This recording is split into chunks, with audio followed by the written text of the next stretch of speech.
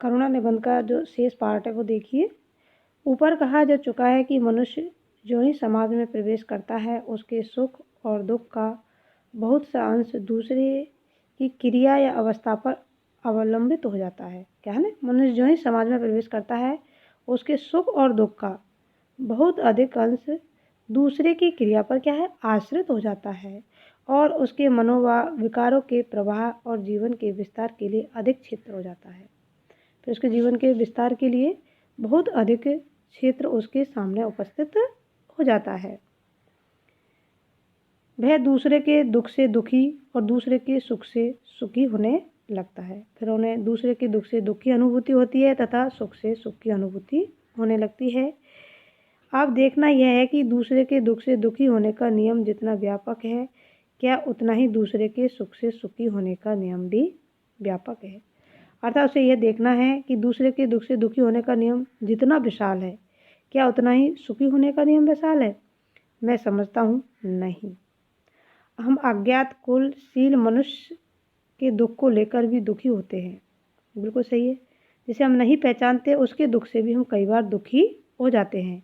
किसी दुखी मनुष्य को सामने देख हम अपना दुखी होना तब तक के लिए बंद नहीं रखते तब तक कि यह मालूम न हो जाए कि वह कौन है। ठीक है, हम इतना दुखी हो जाते कई बार तो उसका परिचय प्राप्त करने का प्रयास करते हैं कि यह कौन है और इस प्रकार से यह क्यों दुखी हो रहा है, कहाँ रहता है और यह कैसा है।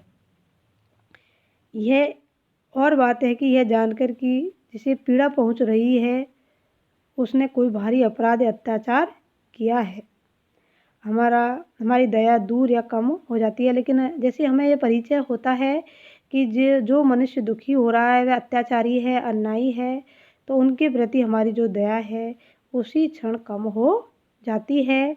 ऐसे अवसर पर हमारे ध्यान के सामने वह अपराध या अत्याचार आ जाता है, क्योंकि फिर जो अत्याचार और अन्याय रूपी उसकी जो भावना थी वह हमारे सामने आड़े आ जाती है और उसके प्रति हमें दया नहीं होती है।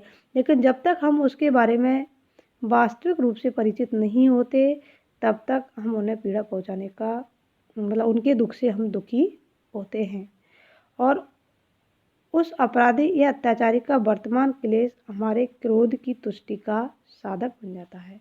फिर उसके पश्चात हमें उन पर क्रोध आने लगता है और वह हमारी क्रोध की तुष्टि का एक साधक बन जाता है।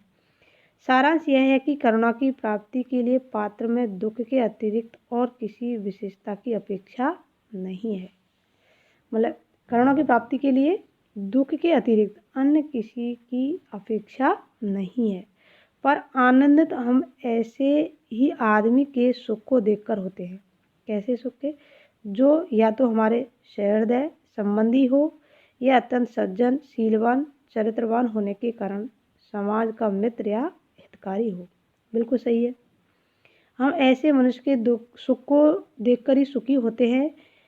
जो मनुष्य शीलवान होता है, चरित्रवान होता है, या कोई हमारा सगा संबंधी होता है, या कोई समाज का बहुत बड़ा हितैषी होता है। यूँ ही किसी अज्ञात व्यक्ति का लाभ या कल्याण सुनने से हमारे हृदय में किसी भी प्रकार के आनंद की अनुभूति नहीं होती। कि ये नहीं कि हम किसी अज्ञात व्यक्ति का कल्याण सुना और हम उसमें आनंदित हो गए, बल्कि हम दूसरे के दुख को देखकर तो दुखी हो जाएंगे, लेकिन उसके जो सुख है उसको देखकर हम सुखी नहीं होते। इससे प्रकट है कि दूसरे के दुख से दुखी होने का नियम बहुत व्यापक है। इसलिए पहले बताया था ना, दुख से दुखी होने का नियम बहुत व्यापक है, लेकिन दूसरे के सुख से सुखी होने का नियम है वह इतना व्यापक नहीं है। इसके अतिरिक्त दूसरे को दुखी देखकर जो आनंद होता है उसका न तो कोई अलग नाम रखा गया है, न ही उसमें वेग या प्रेरणा होती है। ठीक है, पर दूसरे के दुख के परिज्ञान से दुख होता है वह करुणा, दया आदि नामों से पुकारा जाता है। इस प्रकार करुणा किसे कहते हैं? आचार्य रामचंद्र शुक्ल के अनुसार दूसरे के दुख को देखकर जो दुखी हो जाए, दूसरे के दुख के प्रति हमारे मन में करुणा आ जाए, दया का भाव आ जाए, वही करुणा है और अपने कारणों को दूर करने की वह उत्तेजना करता है। इसलिए उन्होंने कहा कि दूसरे के दुख से दुखी होने का जो नियम है बहुत ही व्यापक है।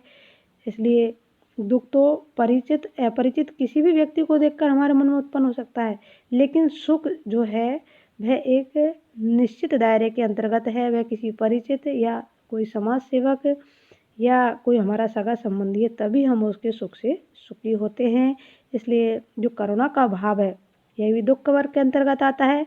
तो जो करुणा है वह बहुत ही व्यापक भाव अपने अंतर्गत समेटे हुए है, क्योंकि दूसरे के दुख की जानकारी मिलने पर जो दुख होता है उसका नाम ही दया या करुणा है। और वह दुख उन कारणों को दूर करने की प्रेरणा भी हमें देता है कि किस प्रकार से हम उसके दुख को दूर करने का प्रयास करें जिसने दुख उत्पन्न किया है। उदाहरण के लिए जिस भूख से पीड़ित व्यक्ति को हम भोजन देने के लिए प्रेरित होते हैं कि बेचारों को भूख लग रही होगी। जैसे हम पशु पक्षियों के बारे में सोचते हैं कि ये भूखा होगा तो हम उनको दाना डालते हैं। इस प्रकार से उनकी भूख को, उनके दुख को दूर करने का हम प्रयास करते हैं।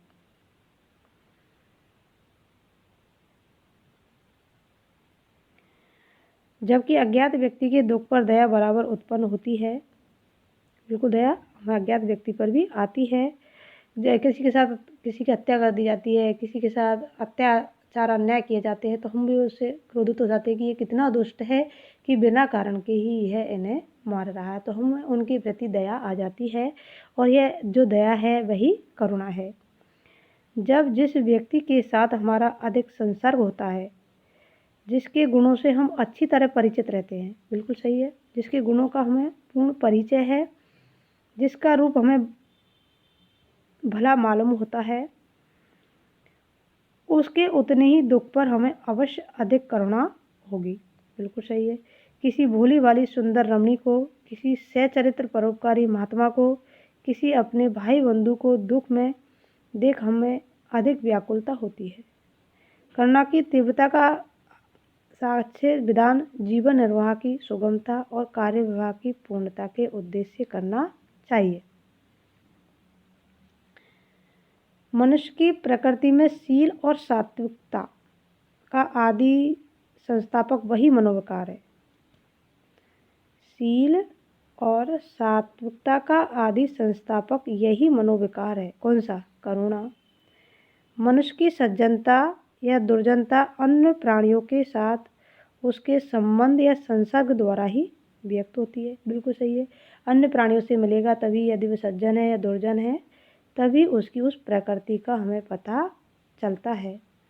यदि कोई मनुष्य जन्म से ही किसी निर्जन स्थान में अपना निर्वाह करे, जहाँ कोई नहीं रहता हो, ऐसे सुनसान स्थान में यदि उसको रखा जाए, तो उसका कोई कर्म सज्जनता या दुर्जनता की कोटि में नहीं आएगा, क्योंकि उसे मालूम ही नहीं है कि क्या सही है क्या गलत है। ये तो एक दूसरे से मिलने पर ही पता चलता है कि कौन सी चीज़ गलत है, कौन सी सही है। उसके सब कर्म निर्मलिप्त होंगे। संसार में प्रत्येक प्राणी के जीवन का उद्देश्य दुख की निवृत्ति और सुख की प्राप्ति है। प्रत्येक प्राणी के जीवन का उद्देश्य यही है कि दुख से निवृत्त हो और सुख की प्राप्ति हो। अतः सबके उद्देश्य को एक साथ जोड़ने से संसार का उद्देश्य सुख की स्थापना और दुख का निराकरण होगा। कहते हैं ना, संगठन में ही शक्ति होती है। यदि हम संपूर्ण संसार को जोड़कर चलेंगे तो उससे हमारी दुख की निवृत्ति और सुख की प्राप्ति होगी।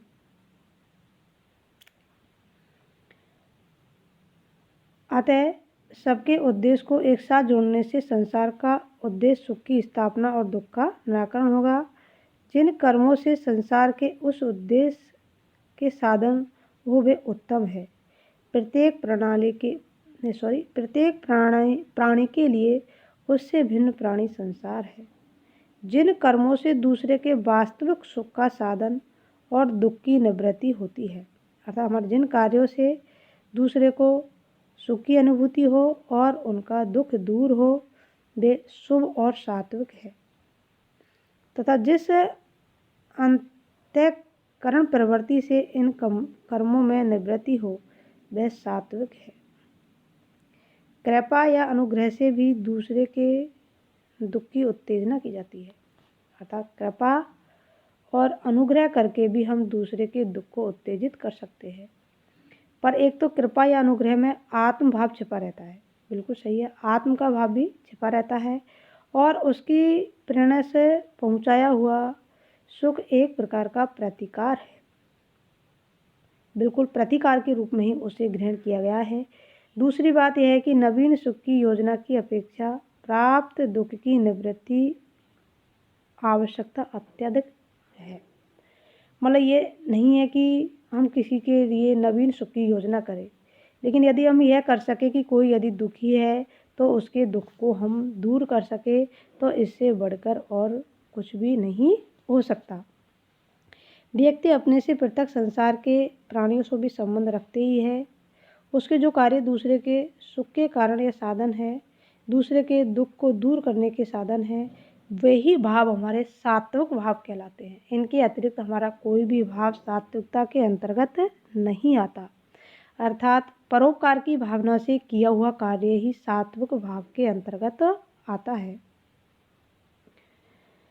बिना हम मन में ये किए कि हम किसी के लिए कुछ कर रहे हैं, इस प्रकार का भाव नहीं लाना चाहिए और हमें दूसरे के भला करने का हमेशा प्रयास करते रहना चाहिए।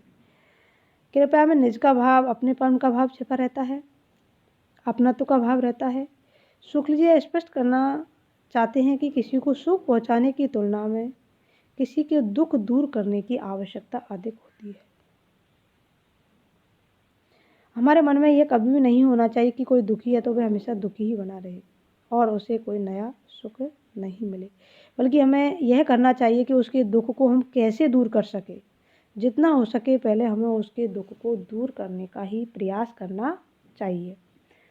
यदि हम ऐसा कर पाएंगे तो हम अपने जीवन में एक सात्विक भाव को भी हम अर्जित कर लिया है, ऐसा हमें समझना चाहिए।